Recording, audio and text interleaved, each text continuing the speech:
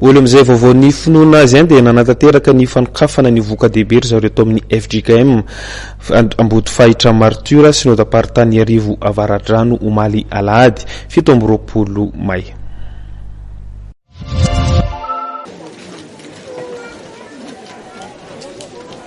Isan'ny fotoan-dehibe ho an'ny fiangonana ny voka-dehibe. Nanatanteraka ny fanokafana ny voka-dehibe zareo to amin'ny FJKM Ambodifahitra Martiora omaly alahady 7 May. Tonga maro ireo kristianina avy any Ambodifahitra sy ireo zanakapelezana avy any an-toerana nandritra ity voka-dehibe fanokafana ity. Nanomboka tamin'ny 7 sasany maraina ny fanokafana izay notarihan'ny mpitandrina tao an-toerana. Ny tenin'Andriamanitra notoriana tamin'io dia ny tenin'i Jesu Kristy tao amin'io ka toko 12 ka ny 13 manao hoe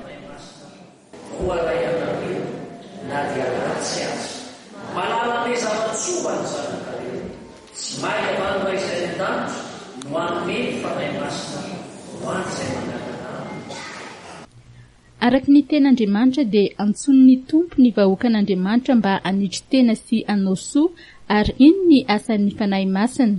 Satria fetin'ireny io andro io dia nisy ny vavaka manokana ho an'ireny mpianakaviana izay niombonan'ny kristiana manontolo efa voasoratra tamin'ny valopy moa izany vavaka ho an'ireny izany. Nofararana tamin'ny fiaraha-mandray ny sakramentan'ny fanasan'ny tompo ny fanompoam-pivavahana ary dia niroso tamin'ny fanaovana ny lavandim-bokatra tao an-tokotany ny rehetra satria nisy ireo nanolotra zavatra tamin'izao voka-dehibe izao ka dia navadika ho vola izany. N'Andriamanitra ny nafahana ny ombom-bavaka tamin'ity andro androany ity izay nanatanterahana ny voka-dehibe fanokafana izany voka-dehibe izany teto amin'ny fiangonana FJKM Ambodifahitra Martiora. Isaorana ireo taranaka sy zanakapelezana izay tonga maro ny ombom-bavaka androany ary indrindra koa nandray anjara ny amin'izay asan'Andriamanitra tanterahana eto amin'ny fiangonana FJKM Ambodifahitra Martiora.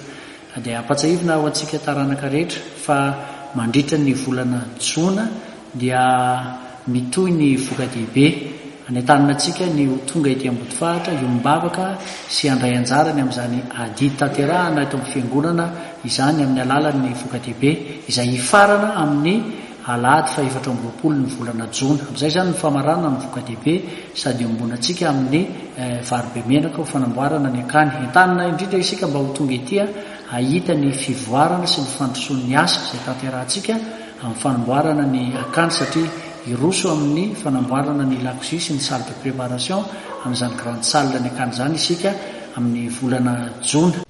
Fanokafana ny voka-dehibe moa ity nitanterahana tao Ambodifahitra omaly ity fa dia ito mandritra ny volana Jona izany voka-dehibe izany ary mbola iantsona sy anentanana ireo taranaka avy ao Ambodifahitra mba ho tonga eny an-toerana araka izay mahafaka ny tsirairay.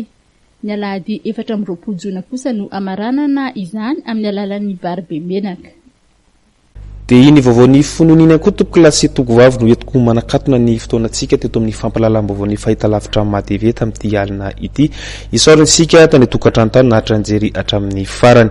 Entana hatrany ianao tsy saraka amin'ny fahitalavitra madeveta mbola ao ireo fandarana maro izay efa natokana sy hoentina amintsika aoriana n'izao fampalalam-baovao izao. Ny tena kosa dia mipetraka ny veloma manapitafa ao amin'ny manaraka indray. Veloma tompoko.